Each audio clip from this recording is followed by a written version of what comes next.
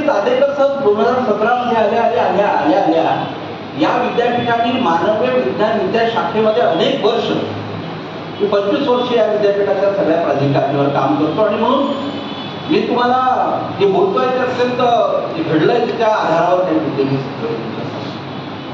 की चांदेकर सरांनी आल्या ही गोष्ट आम्ही लोक अनेक वर्षापासून रोखून धरत होतो आणि त्याला या परिसरामधल्या संत गाडगेबाबा अमरावती विद्यापीठाच्या 5 जिल्ह्यांच्या असलेल्या विद्यार्थ्यांच्या बाबतीमध्ये जो काही अध्ययन आमचं होतं त्या आधारावर जी गोष्ट आम्ही नाकारत होतो ती गोष्ट लागू करण्याचा 88 त्यांनी धरला. 88 हा शब्द लागतो का आणि हे सभागृहामध्ये म्हटला तो सेमिस्टर पॅटर्न आता सेमिस्टर पॅटर्न सुरुवात झाल्यावर आम्ही त्याचा थोड्या बहुत प्रमाणामध्ये विरोध केला पण ते म्हणाले शासनाने आज दिलाय आणि मला ते करावं लागेल.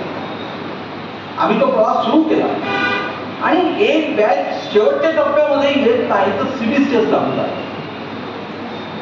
सीबीसीएस चांदेकर सर गेले आणि सीबीसीएस पुढे आला. सीबीसीएसच्या बोधडामध्ये त्या संकल्पना विद्यार्थ्यांपर्यंत पोहोचवताना आणि या वर्कशॉपला पुन्हा समजत असताना आम्ही त्या ठिकाणी समर्पित असताना तो प्रवास सुरू झाला आणि तो प्रवास सुरू झाल्यानंतर दुसऱ्या वर्षामध्ये विद्यार्थी राहत नाही तर मालखेड सर आले आणि 12 तासाचा एक मॅरेथॉन त्यांनी वर्कशॉप आयोजित केला विद्यापीठामध्ये. 12 तास बोलून मी त्याला अटेंड केलं. सकाळी 9 ला सुरू झालेला रात्री 9 वाजता तो संपवला आणि तो देखील संपवण्यासाठी की लोक शॉक घ्यायला लागले त्याचा कसं होईल. त्या 12 तासाच्या याच्यामध्ये एनईपी आपण कसा लागू केला पाहिजे आणि त्यावर लागोपाठ लगेच एका आठवड्यानंतर त्यांनी 3 दिवसाचं सगळ्या अभ्यास मंडळाच्या एकत्र करून तिथे सिलेबस बनवायला विद्यापीठामध्ये त्याची व्यवस्था केली आणि 3 दिवस सगळी मंडळी या राष्ट्रीय शैक्षणिक धोरणाचं आकलन नसताना देखील सिलेबस बांधायला उभं.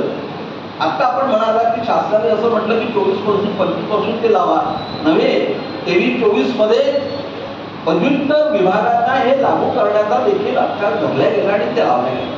हरकत नाही. उत्तमातलं उत्तम जे आहे ते दिलं गेलं पाहिजे. सुरुवातीला संत गाडगेबाबांच्या नावाचं या विद्यापीठाचं गीत गायलं गेलं. आदरणीय सर आपण या ठिकाणी या भागातल्या या मातीशी रुजलेल्या गाडगेबाबांच्या गीताची सुरुवात विठ्ठल बाबांनी ज्या पद्धतीने केली त्यात असं म्हणालं की आता आम्हाला आनंद झाला तिथे विद्यापीठ स्थापन.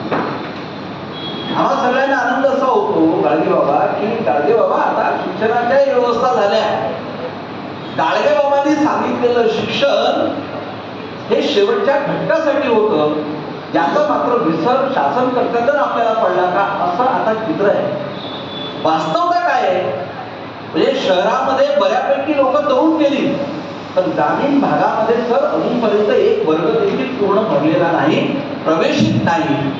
अचानकपणे कोरोनाची लाट यावी 2 वर्ष आपण ज्या कोरोनाशी झगडत होतो त्यासारखी झगडा करण्याची आणि संघर्ष करण्याची स्थिती अचानकपणे विद्यार्थी शिक्षणाकडे पाठ का फिरवतात हे चिंतन आहे.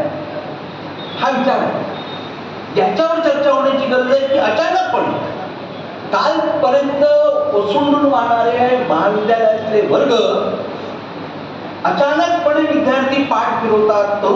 तरुणाई आता पाठ फिरवते याची कारणं शोधतात आणि ही कारणं शोधत असताना माझ्यासारखा माणूस या कारणांचा शोध घेतो की एका मागे एक आम्ही स्कीम बदलवत दिल्या आणि स्कीम बदलवत दिल्यानंतर ज्या पद्धतीने आता कालही तुम्ही आपल्याला माहिती आहे मी अनुपस्थित होतो पण विभाग परिषदेमध्ये शेवटी कॅरी ऑनचे जर निर्णय आपल्याला पुन्हा पुन्हा करावे लागत असतील सर या देशाच्या शिक्षण व्यवस्थेचं आपण वाटोळं करतोय असा त्याचा अर्थ आहे.